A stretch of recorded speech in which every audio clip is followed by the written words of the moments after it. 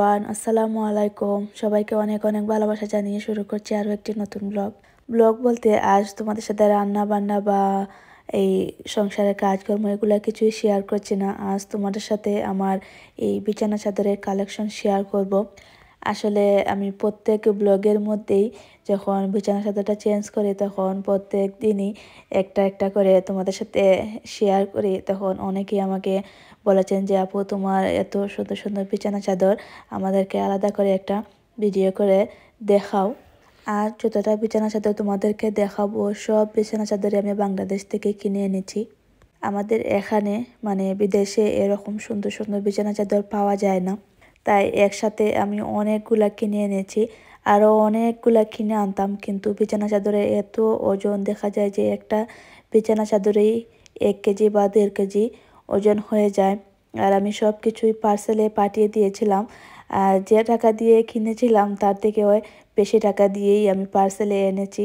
সে কারণেই মানে এত বেশি আনতে পারিনি, এই কয়েকটাই এনেছি। আর একটা হাসির কথা তোমাদের সাথে শেয়ার করি। আমি যখন বাংলাদেশে গিয়েছিলাম তখন আমি এখান থেকে ঠিক করে গিয়েছি যে আমার বাসার জন্য আমি কি কি আনবো। তারপরে যেদিন আমি বিছানা চাদর কিনতে গিয়েছিলাম সেদিন আমার শাশুড়িকে নিয়ে গিয়েছিলাম, আমার হাজব্যান্ডকে আমি সঙ্গে নেইনি, কারণ আমি জানি উনি 2-3টার বেশি আমাকে কিনে দিতেন না। ওনার একটাই কথা যে একটা বা দুইটা হলেই তো হয়, এতগুলা দিয়ে কি করবে। তাই আমি বুদ্ধি করে আমার শাশুড়িকে সঙ্গে নিয়ে গিয়েছিলাম। আর আমার শাশুড়ি আমার থেকে 1 চামচ উপরে, আমার হাজব্যান্ড অনেক খুশি হয়ে আমার শাশুড়িকে সঙ্গে দিয়েছিলেন, এই ভেবে যে উনি জানেন আমি একটু বেশি শপিং করি। আর যেহেতু আমি বিছানা চাদর কিনতে গিয়েছি একসাথে অনেকগুলাই কিনবো, এগুলা পার্সেলে যখন পাঠাবেন অনেক টাকা লাগবে। তো উনি আমার শাশুড়িকে এইভাবেই পাঠিয়েছেন যে উনি সঙ্গে থাকতে হয়তো আমি এই অল্প করে কিনবো, অথবা যদি বেশি কিনতে যাই তাহলে আমার শাশুড়ি আম্মা হয়তো বলবেন যে এতগুলা দিয়ে কি করবে। মানে ওনার ধারণা ছিল এটা। বয়সটা দিতে গিয়ে আমি হাসতে হাসতে শেষ। তো দোকানে গিয়ে আমি কিন্তু এই 6-7টার মতো বিছানা চাদর কিনেছি, কারণ আমার মাথার মধ্যে আমার হাজব্যান্ডের কথাই ঘুরপাক খাচ্ছিল যে উনি আমাকে বলে দিয়েছে এত বেশি কিনো না, কারণ তুমি যে টাকা দিয়ে কিনবে তার থেকে বেশি টাকা দিয়ে আমাদেরকে পাঠাতে হবে, এটা মাথায় রেখো। তো সেই জন্যই আমি 6-7টার মতো কিনেছি।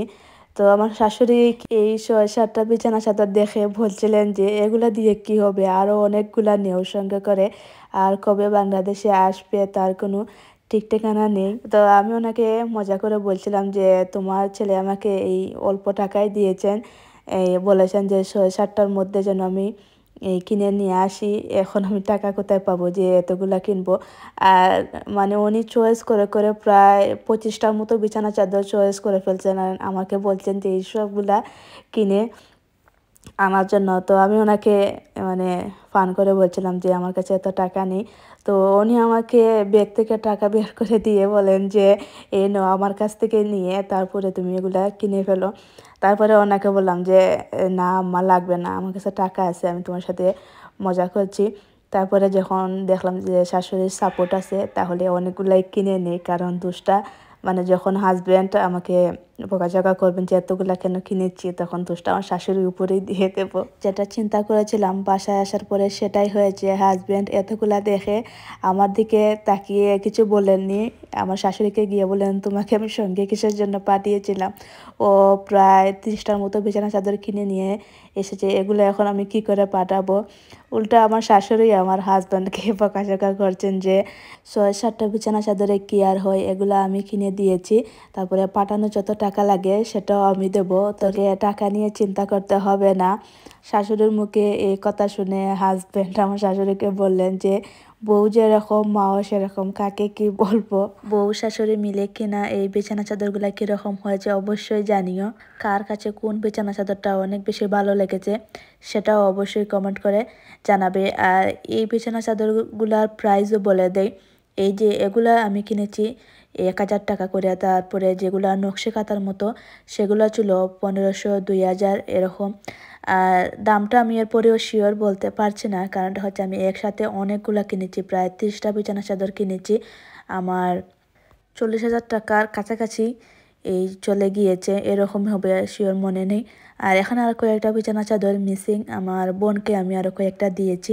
এই সব বিছানা চাদর আমি সিলেটের সুক্রিয়া মার্কেট থেকে কিনেছি। সবার কাছে আরও একটা অনুরোধ রইল, অবশ্যই আমার চ্যানেলটা সাবস্ক্রাইব এন্ড একটা লাইক দিয়ে যাবেন, কারণ এতগুলা বিছানা চাদর একদিনে আমি তোমাদেরকে বেডে লাগিয়ে দেখিয়েছি।